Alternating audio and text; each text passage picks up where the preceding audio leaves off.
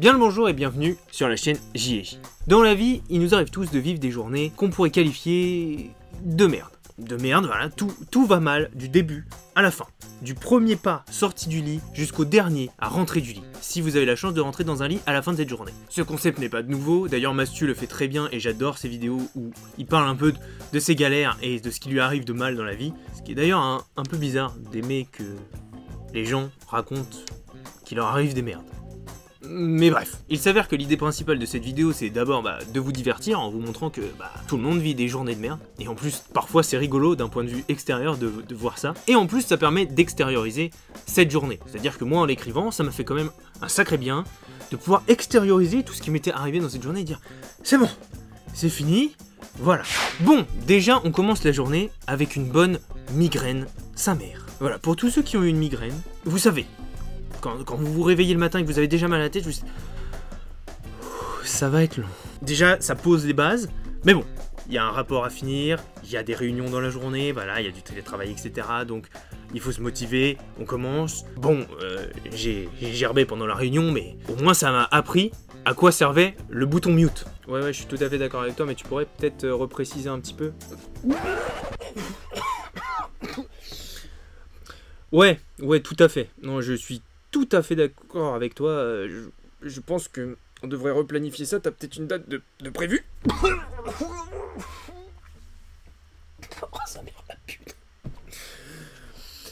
Ouais, tout à fait. C'est une belle réunion. Donc voilà, un bon début de journée. La journée s'articule comme elle s'articule, voilà, difficilement, mais elle se finit. Et vu que ça va un peu mieux, et vu que ma fiancée et moi on venait de recevoir notre nouveau lit, on s'est dit écoute, ça va finir par nous détendre parce qu'on aime bien monter des meubles ensemble. On va faire ça, on va déballer le meuble et on va le monter.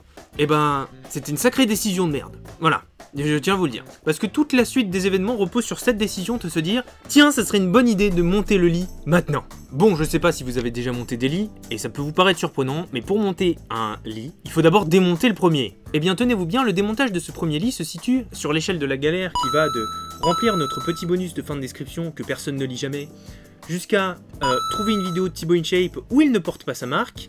Et on se situe bien dans ces eaux-là de belles galères de démontage de lit. Les vis ne se dévissent plus. Pourtant je me souviens pas que ce soit Hulk ou Hercule qui ait monté le lit la première fois et qui donc aurait resserré les vis comme des bourrins mal intentionnés. Des vis qui se desserrent plus et qui sont de mauvaise qualité.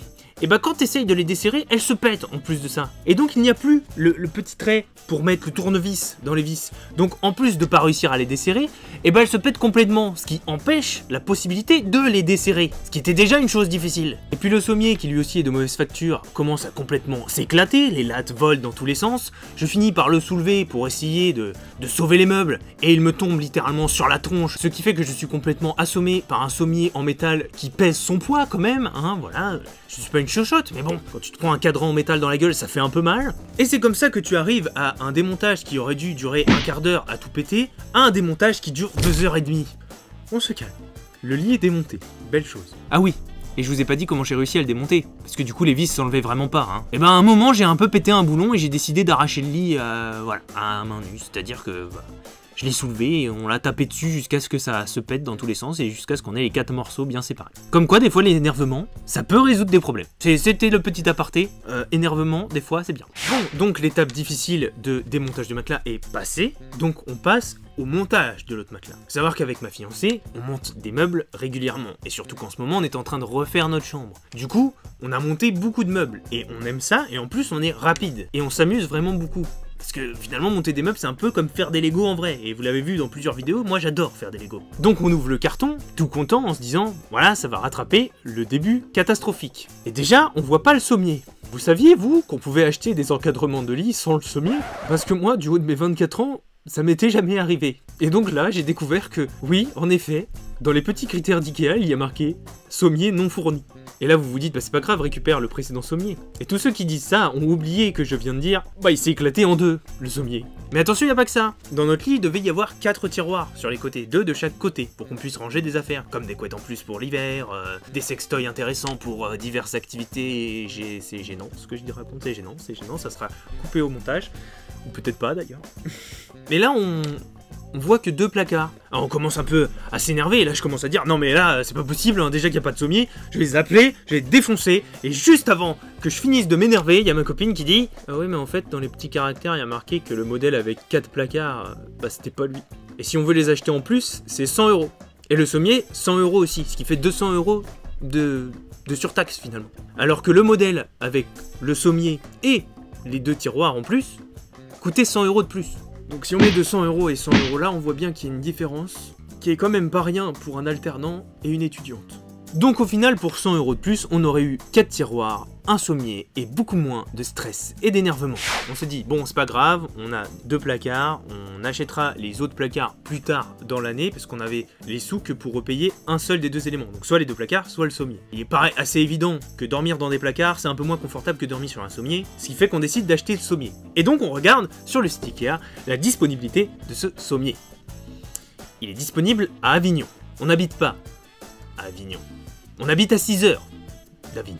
Et franchement, le pont d'Avignon, je m'en carre le coquillard. Donc on se retrouve sans sommier, sans placard, avec un lit pas monté encore, parce qu'il n'est pas fini d'être monté, à se dire comment on va dormir ce soir. Donc on décide de récupérer le sommier, qui je vous le rappelle n'est pas du tout en bon état, de le bricoler pour qu'il soit un peu réparé, et de le mettre dans le lit une fois qu'il était fini. Il est trop petit pour le lit. C'est-à-dire que quand je me suis allongé d'un côté, le matelas a fait pouf, et je suis donc tombé dans le creux du lit. Je vous raconte pas l'état d'énervement dans lequel on arrive à ce moment-là. C'est-à-dire qu'on est arrivé à un moment d'énervement où tout ce qui se passait provoquait des fous rires qui n'avaient pas vraiment beaucoup de sens. Et entre tous ces fous rires, on se plaignait à tous les gens qui passaient dans le couloir, etc. Mon frère a entendu l'histoire au moins en 2 fois, en 2 versions, avec un taux d'énervement bien différent. Et ça l'a bien fait rigoler. Petit con. Mais bon, on arrive à bricoler un truc avec le sommier, on lui met des grosses couettes pour le renforcer sur les côtés pour qu'il passe, donc il passe, on met le matelas dessus, ça passe aussi. Donc c'est bon, le lit est fini, il est propre, on a un endroit pour dormir, le temps d'aller acheter un sommier ou de le commander pour qu'on puisse le recevoir chez nous. Donc le lit est fini, mais pas la vidéo. Parce que là on case le lit, et ce lit il a une tête de lit, chose qu'on n'avait pas avant. Et cette tête de lit, eh ben on l'avait pas mesurée. Et bien cette tête de lit, elle bloque la fenêtre quand on a mis le lit devant. Ce qui fait qu'on ne peut pas ouvrir la fenêtre. Ce qui fait qu'on s'est retrouvé avec une fenêtre bloquée en tout début de la canicule de fin juin, où il faisait 35 degrés dehors, où on pouvait pas ouvrir la fenêtre. Et on transpirait beaucoup quoi. Et donc quelques jours après, oui je fais une ellipse de quelques jours, et je reviendrai à la fin de la journée après. Quelques jours après on s'est dit, bah tiens, on va bouger le lit de place pour le mettre dans l'autre sens, comme ça la tête de lit ne touche plus la fenêtre, et on peut ouvrir la fenêtre et le lit est bien placé. En plus il passe, on le sait, on l'avait mesuré cette fois. Et les fois d'avant, quand on avait dû bouger notre lit, on retire tous les meubles de notre chambre, ce qui nous permet de bien pouvoir déplacer le lit dans la chambre sans rien bouger, et ensuite on le recale. Et là, j'ai la brillante idée de dire, eh mais attends, au pire, on le soulève à la verticale, on le glisse à la verticale, et on le rabat dans l'autre sens. Vous voyez à ma tête que c'était encore une idée de merde. Parce qu'en fait, la tête de lit, oui encore elle, bloquait le rabattement du lit. Puisqu'il fait pile la taille de l'endroit où on l'a mis. Donc en diagonale, ça ne passe plus. Et donc on a dû soulever tous les meubles, les passer en dessous, alors que le lit, on le tenait à bout de bras. On a dû forcer pour le remettre droit, ce qui a abîmé la tapisserie qu'on venait de faire et la peinture qu'on venait de finir. Pour finalement recaler le lit. Voilà, c'était la fin de cette histoire parce que voilà, comme ça nous est arrivé, je pouvais pas vous laisser sur un lit qui cale pas la fenêtre. Et donc pour terminer cette belle journée, j'enlève mon jean parce que bah, il était l'heure d'aller se coucher et je shoot le jean un peu plein d'énervement et ce jean atterrit tout droit dans l'arbre à chat de mon chat. Et bien sûr, il était dedans et il a pris le jean dans la gueule. C'était vraiment une journée de merde. Bon voilà, c'est tout pour cette vidéo, j'espère qu'elle vous a plu et voilà. Et sur ce, je vous dis cordialement